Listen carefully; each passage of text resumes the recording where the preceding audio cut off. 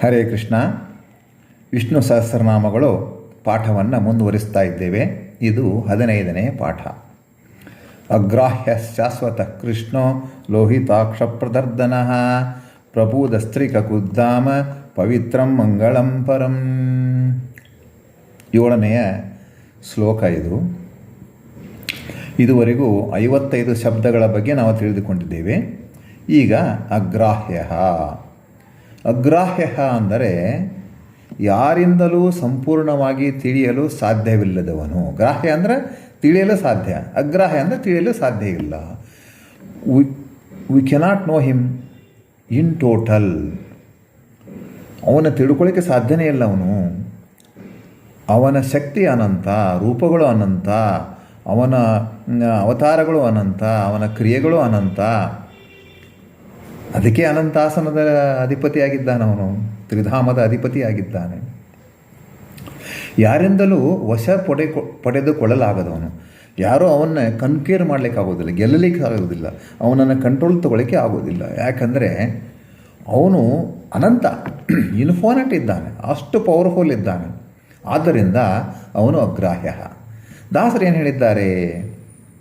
ಹರಿಕಥಾಮಸಾರದ 37ನೇ ಕಕ್ಷತಾರ್ತಮ ಸಂಧಿ 3ನೇ ಶ್ಲೋಕ. ರೋಮಕೂಪಗಳೊಳಗೆ ಪೃಥಕ್ ಪೃಥಗ ಮಹಾಪುರುಷನ ಸ್ವಮೂರ್ತಿಯ ತಾಮರಸ ಜಾಂಡಗಳ ತದ್ಗತ ವಿಶ್ವರೂಪಗಳ ಶ್ರೀ ಮಹಿಳೆ ರೂಪಗಳ ಗುಣಗಳ ಸೀಮೆಗಾಣದೆ ಯೋಚಿಸಿದ ಮಮ ಸ್ವಾಮಿ ಮಹಿಮೆಯನ್ ಯದೆಂತುಂಟೆಂದಡಿಗಡೆಗೆ ಬೆರಗಾದೆ. ಮಹಾಲಕ್ಷ್ಮೀ ದೇವಿಯವರು ನಂಬರ್ 2. ಪರಮಾತ್ಮನ ನಂತರ ಅವರೇನೆ. ಮಹಾಲಕ್ಷ್ಮೀ ದೇವಿಯವರು ಸಂಪೂರ್ಣ ಈ ಪ್ರಕೃತಿಗೆ ಅಭಿಮಾನಿ, ಜಡ ಪ್ರಕೃತಿಗೆ ಅಭಿಮಾನಿ. ಸತ್ವರದ ತಮೋ ಗುಣಗಳು ಆಕೆಯ ಕಂಟ್ರೋಲ್ದಲ್ಲಿ ಇರ್ತವೆ.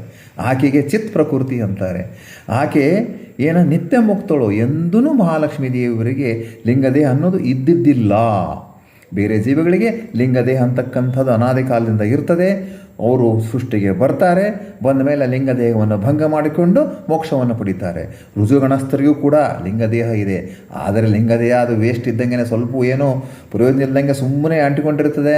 ದಗ್ಧ ಪಟ ಇದ್ದಂಗೆ, ಸುಟ್ಟಂಗೆ ಆಯಿತು. ಆದರೂ ಲಿಂಗದೇಹ ಅಂತಕ್ಕಂಥದ್ದಿದೆ. ಆದರೂ ಅವರಿಗೆ ಕರ್ಮ ಅಂತಕ್ಕಂಥದ್ದಿದೆ. ಕರ್ಮವನ್ನು ಮಾಡಿ, ಅಂದರೆ ನಮ್ಮಿಂದ ಕರ್ಮಗಳನ್ನು ಮಾಡಿಸಿ ಅವರು ಮೋಕ್ಷವನ್ನು ಪಡಿತಾರೆ. ಆದರೆ ಮಹಾಲಕ್ಷ್ಮೀ ದೇವಿಯರಿಗೆ ಹಾಗಲ್ಲ. ನಿತ್ಯ ಮುಕ್ತಳು, ನಿರ್ವಿಕಾರಳು ಇದ್ದಾಳೆ. ಆಕೆಯಿಂದನೇ ತಿಳಿಲಿಕ್ಕೆ ಸಾಧ್ಯ ಇಲ್ಲ. ಪರಮಾತ್ಮನ ರೋಮಕೂಪದಲ್ಲಿ ನೋಡಿ ಅಲ್ಲಿ ಪರಮಾತ್ಮನ ರೂಪಗಳನ್ನು ನೋಡ್ತಾಳೆ. ಅವನೊಂದು ರೋಮಕೂಪದಲ್ಲಿ ಅಲ್ಲಿರ್ತಕ್ಕಂಥ ಅನೇಕ ಜಗತ್ತುಗಳನ್ನು ನೋಡ್ತಾರೆ, ಅನೇಕ ವಿಶ್ವರೂಪಗಳನ್ನು ನೋಡ್ತಾಳೆ.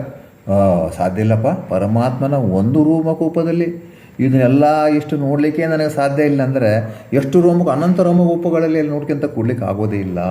ಇಂತಹ ನನ್ನ ಸ್ವಾಮಿಯ ಮಹಿಮೆ ಏನಪ್ಪ ಅಂತ ಬೆರಗಾಗ್ತಾಳೆ. ಆಕೆಗೆ ಆಶ್ಚರ್ಯ ಆಗ್ತದೆ, ಸಂತೋಷ ಆಗ್ತದೆ. ಇಂಥ ಸ್ವಾಮಿ ನನ್ನನ್ನು ಪತ್ನಿಯಾಗಿ ಸ್ವೀಕರಿಸಿದ್ದಾನಲ್ಲ ಅಂತಕ್ಕಂಥದ್ದು ವಿಚಾರ. ಆದ್ದರಿಂದ ಪರಮಾತ್ಮನನ್ನು ಯಾರಿಂದನೂ ಏನೂ ತಿಳಿಲಿಕ್ಕೆ ಸಾಧ್ಯವಿಲ್ಲ, ಸಂಪೂರ್ಣವಾಗಿ ತಿಳಿಲಿಕ್ಕೆ ಆಗೋದೇ ಇಲ್ಲ. ಇನ್ನು ಅವನನ್ನು ವಶಪಡಿಕೊಳ್ಳಿಕ್ಕೆ ಸಾಧ್ಯ. ಲಕ್ಷ್ಮೀದೇವಿಯರಿಗೆ ಅವನನ್ನು ವಶಪಡಿಸಿಕೊಳ್ಳಿಕ್ಕೆ ಆಗಲಿಲ್ಲ. ಲಕ್ಷ್ಮೀದೇವಿಯರೇ ಆತನಿಗೆ ದೈತ್ಯ ಕರ್ಮಗಳನ್ನು ಮಾಡ್ತಾಳೆ. ಲಕ್ಷ್ಮೀದೇವಿ ಆತನಿಗೆ ಸೇವಕಳಾಗಿದ್ದಾಳೆ. ಪ್ರತಿಯೊಂದು ಏನಪ್ಪ ಅಂದ್ರೆ ಆಕೆನೇ ಆಯುಧ, ಆಭರಣ, ಆಂಬರ ಎಲ್ಲ ಆಕೆನೇ ಆಗಿದ್ದಾಳೆ ಅಂಥೇಳಿ ಏನು ಧನ್ಯಳು ಲಕ್ಷ್ಮಿ, ಎಂಥ ಮಾನ್ಯಳು ಅಂತಕ್ಕಂಥ ದಾಸವಾಣಿಯಲ್ಲಿ ವಿಶೇಷವಾಗಿ ವಿವರಣೆಯನ್ನು. ಎಲ್ಲವೂ ಪರಮಾತ್ಮನಿಗೆ ಆಯುಧ ಎಲ್ಲ ಆಗಿದ್ದಾಳಾಕಿ. ಅಲ್ಲಿ ಏನಪ್ಪ ಅಂದ್ರೆ ತ್ರಿಧಾಮದಲ್ಲಿ, ವೈಕುಂಠದಲ್ಲಿ ಎಲ್ಲ ಒಂದು ಚಿತ್ರವಾದ ರೂಪಗಳನ್ನು ತಾನೇ ಧಾರಣ ಮಾಡಿರ್ತಾಳೆ ಅಂತ ಹೇಳ್ತಾರೆ. ಅಂತಹ ಪರಮಾತ್ಮನನ್ನು ಯಾರೂ ವಶ ಪಡೆದುಕೊಳ್ಳಿಕ್ಕೆ ಆಗೋದಿಲ್ಲ, ತಿಳಿಲಿಕ್ಕೂ ಆಗೋದಿಲ್ಲ. ಮೊದಲು ತಿಳಿಯೋದೇ ಇಲ್ಲ, ಇನ್ನು ವಶ ಏನು ಪಡಿಸ್ಕೋತೀರಿ.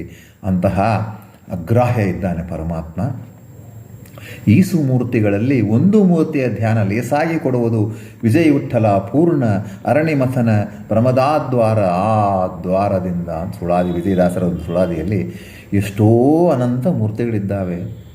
ಒಂದು ಮೂರ್ತಿ ಧ್ಯಾನವನ್ನು ಮಾಡೋಣ ಸಾಕು. ಅವನನ್ನು ನಾವು ತೊಗೊಳ್ಳಿಕ್ಕೆ ಆಗೋದಿಲ್ಲ, ಕಂಟ್ರೋಲ್ ತೊಗೊಳ್ಳಿಕ್ಕೆ ಆಗೋದಿಲ್ಲ.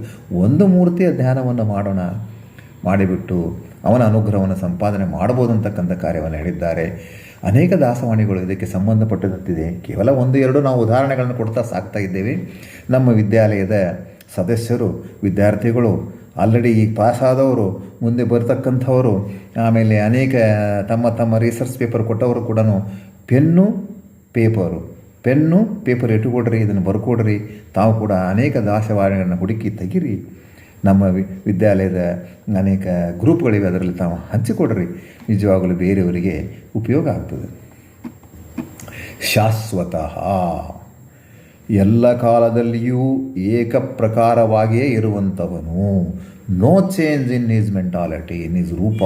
ಪರಮಾತ್ಮನು ಚೇಂಜ್ ಆಗುವುದೇ ಇಲ್ಲ. ಮೊದಲು ಇದ್ದ, ಈಗ ಇದ್ದಾನೆ, ಮುಂದಿರ್ತಾನೆ.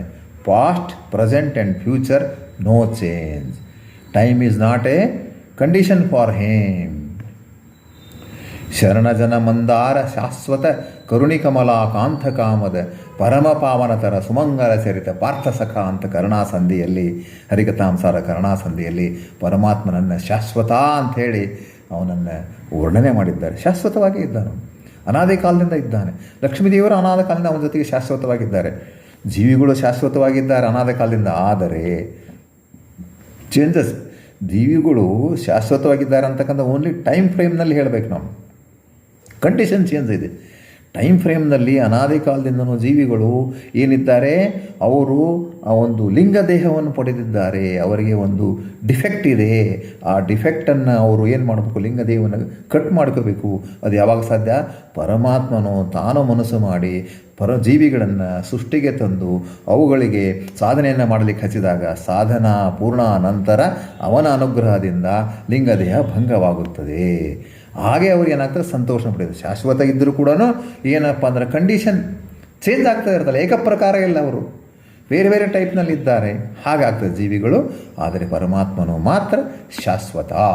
ಹಾಗೆಯೇ ಲಕ್ಷ್ಮೀದೇವಿ ಕೂಡ ಶಾಶ್ವತರಿದ್ದಾರೆ.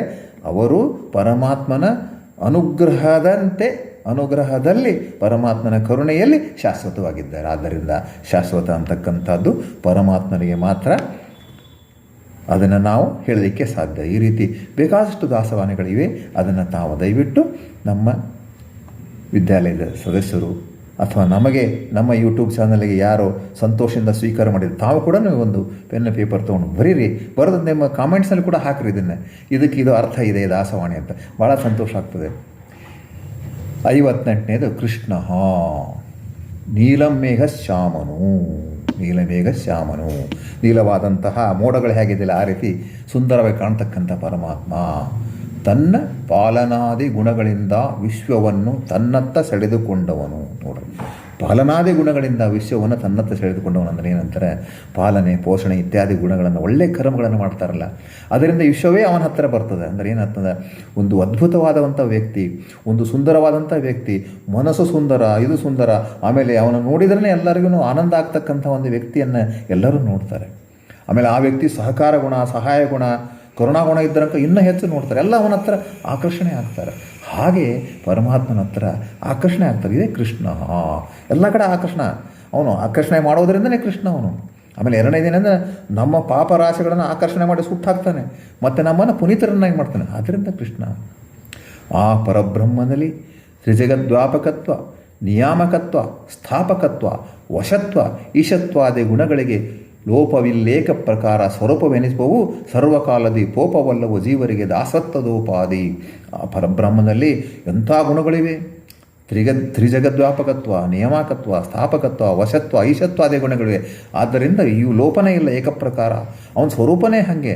ಹಿಂದೆ ಹೇಳಿದ್ರಲ್ಲ ಶಾಶ್ವತ ಅಂತಂದು, ಶಾಶ್ವತವಾಗಿ ಇವೆಲ್ಲ ಸ್ವರೂಪ ಗುಣಗಳು ಅವನಿಗೆ. ಹಿಂದಿನಿಂದ ಈ ಕಾರ್ಯಗಳನ್ನು, ಒಳ್ಳೆಯ ಕಾರ್ಯಗಳನ್ನು ಪರಮಾತ್ಮ ಮಾಡ್ಕೊತ ಬಂದಾನೆ. ಅನೇಕ ಜೀವಿಗಳ ಮೇಲೆ, ಎಲ್ಲ ಅನಂತ ಜೀವಿಗಳ ಮೇಲೆ ಕರುಣೆಯಿಂದ ಆ ಜೀವಿಗಳನ್ನು, ಈಗಾಗಲೇ ಅನಂತ ಜೀವರಾಶಿಯನ್ನು ಆತನು ದಡತಟ್ಟಿಸಿದ್ದಾನೆ, ಮೋಕ್ಷವನ್ನು ದೊರಕಿಸಿದ್ದಾನೆ. ಇನ್ನೂ ಅನಂತ ಜೀವಿಗಳಿಗೆ ಮೋಕ್ಷವನ್ನು ಕೊಡುವನಿದ್ದಾನೆ. ಆದ್ದರಿಂದ ಅವನು ವಿಶ್ವವನ್ನೇ ತನ್ನತ್ತ ಸೆಳೆದುಕೊಳ್ತಾನೆ. ನೀಲಮೇಘನ ಶ್ಯಾಮನ ಅಂಥವನು ಅವನು ಕೃಷ್ಣ ಆಗಿದ್ದಾನೆ ಅಂತಕ್ಕಂಥ ವಿಚಾರವನ್ನು ಆ ಪರಬ್ರಹ್ಮನಲ್ಲೇ ತಿರುಗಿ ಜಾಪಕತ್ವ, ನಿಯಾಮಕತ್ವ, ಸ್ಥಾಪಕತ್ವ, ವಶತ್ವ, ಈಶತ್ವಾದಿ ಗುಣಗಳಿಗೆ ಲೋಪವಿಲ್ಲೇಕ ಪ್ರಕಾರ ಸ್ವರೂಪವೆನಿಪವು ಸರ್ವಕಾಲದಿ ಪೋಪವಲ್ಲವೋ ಜೀವರಿಗೆ ದಾಸತ್ವದೋಪಾದಿ. 16ನೇ ದತ್ತ ಸ್ವಾತಂತ್ರ್ಯ ಸಂಧಿ. ಇದರಲ್ಲಿ ಶ್ಲೋಕ ಇದೆ. ಜೀವಿಗಳು ದಾಸರೇ ಪರಮಾತ್ಮ. ಈಶ ನಾವು ದಾಸ ಅಂತಕ್ಕಂಥ ವಿಚಾರವನ್ನು ತಿಳ್ಕೋಬೇಕು. ಈಶನು ಯಾವಾಗಲೂ ಎಲ್ಲ ಟೈಮ್ನಲ್ಲಿ, ಸರ್ವಕಾಲದಲ್ಲಿ, ಎಲ್ಲ ಕಾಲದಲ್ಲಿ ಇವೆಲ್ಲ ಗುಣಗಳು ಅವನ ಸ್ವರೂಪವೇ ಆಗಿದೆ. ಗುಣ ಬೇರೆ ಅಲ್ಲ, ಅವನು ಬೇರೆ ಅಲ್ಲ ಅಂತಕ್ಕಂಥ ವಿಚಾರವನ್ನು ದಾಸರು ನಮಗೆ ವಿಶೇಷವಾಗಿ ಹೇಳಿದ್ದಾರೆ. ಇನ್ನು 59ನೇದು ಲೋಹಿತಾಕ್ಷ. ಹಿರಣ್ಯಕಶ್ಯಪುವೇ ಮೊದಲಾದ ದೈತ್ಯರುಗಳಲ್ಲಿ ಕ್ರೋಧದಿಂದ ಕೂಡಿದ್ದ ಕೆಂಪು ಕಣ್ಣುಗಳನ್ನು ಉಳ್ಳವನು ನೋಡ್ರಿ. ಅದಕ್ಕೆ ಲೋಹಿತಾಕ್ಷ ಕೆಂಪು ಕಣ್ಣುಗಳನ್ನು ಉಳ್ಳವನು. ಯಾರಿಗೆ? ಕ್ರೋಧ. ಯಾವುದು? ಹಿರಣ್ಯಕಶ್ಯಪ ಇತ್ಯಾದಿಯವರ ಮೇಲೆ, ದೈತ್ಯರುಗಳ ಮೇಲೆ ಕ್ರೋಧ ಇರ್ತದೆ. ಆಮೇಲೆ ಅದೇ ನರಸಿಂಹದೇವರು ಪ್ರಹ್ಲಾದನ ಮೇಲೆ ಪ್ರೀತಿ ಇರ್ತದೆ. ಬೇಡದಲ್ಲೇ ಕೊಡು ದಿಪ್ಪ ಸುರರಿಗೆ, ಬೇಡಿದರೆ ಕೊಡು ತಿಹನು ನರರಿಗೆ, ಬೇಡಿ ಬಳಲುವ ದೈತ್ಯರಿಗೆ ಕೊಡು ನಮ್ಮೆ ಪುರುಷಾರ್ಥ. ಮೂಢರನು ದಿನ ಧರ್ಮ ಕರ್ಮವ ಮಾಡಿದರು ಸರಿ, ಐಹಿಕ ಫಲಗಳ ನೀಡಿ ಉನ್ಮತ್ತರನ್ನು ಮಾಡಿ ಮಹಾನೀರಯವ ನೀವಾ. ನೋಡ್ರಿ 24ನೇ ಸಂಧಿ ಬಿಂಬ ಪ್ರತಿಬಿಂಬ ಸಂಧಿ ಹರಿಕಥಾಂಸಾರಲ್ಲಿ ಹೇಳ್ತಾನೆ. ಪರಮಾತ್ಮ ಸೂರ್ಯರಿಗೆ ಕೇಳೋದೇ ಇಲ್ಲ ಅವರು. ಪರಮಾತ್ಮನ ನೀ ಇಟ್ಟಂಗೆ ಇರುವೆನ ಹರಿಯೇ ಎನ್ನ ದೊರೆ ಅಂತಾರೆ. ಆದರೆ ಪರಮಾತ್ಮ ಹಂಗೆ ಬಿಡಂಗಿಲ್ಲ. ಅವನು ಅವ್ರಿಗೆ ಕೊಡ್ತಾನೆ, ಅವನು ಕೇಳದೆ ಇದ್ರೂ ಕೊಡ್ತಾನೆ. ಯಾಕಂದರೆ ಅವನನ್ನೇ ನಂಬಿದ್ದಾರೆ.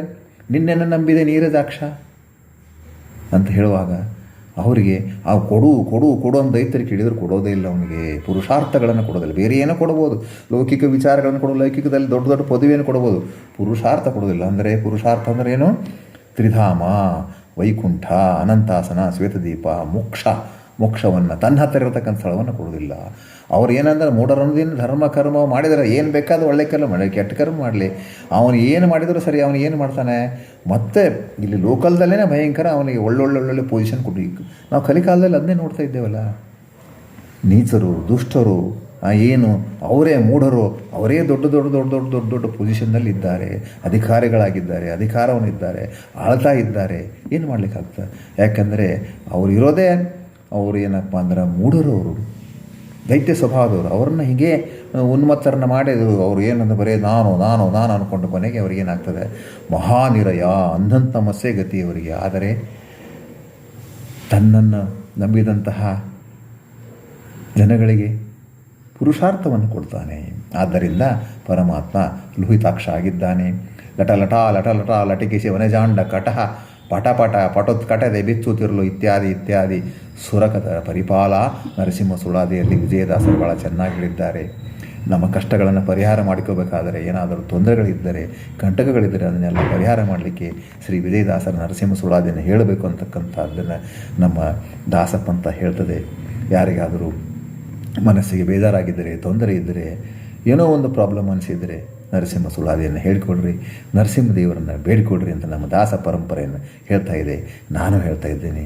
ನಾನು ಇದನ್ನು ನರಸಿಂಹ ಸುಳಾದಿಯನ್ನು ಬೇಜಾರಾದಾಗ ಹೇಳ್ಕೊತೇನೆ. ಇದು ವಿಷ್ಣು ಸಹಸ್ರನಾಮದ 15ನೆಯ ಪಾಠ. ಮತ್ತೆ ಮುಂದೆ ಏನಪ್ಪ ಅಂದ್ರೆ ಪ್ರತದ್ದನಃ,